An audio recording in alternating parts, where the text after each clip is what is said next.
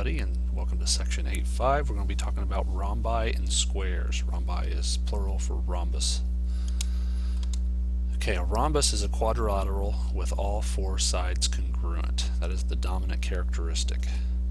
Since opposite sides are congruent, a rhombus is a parallelogram. Therefore, all the properties of parallelograms apply to rhombi. There are also three additional properties that are specific only to rhombi.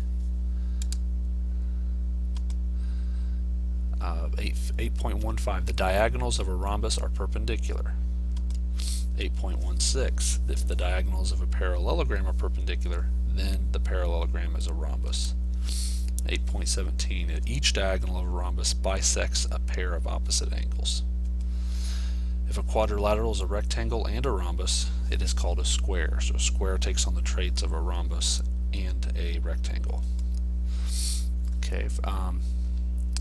From 8.15, we're going to say AC is perpendicular to BD. We're showing that in this picture here. AC and BD are perpendicular. Those are the diagonals. 8.16, if AC is perpendicular to BD, then parallelogram ABCD is a rhombus.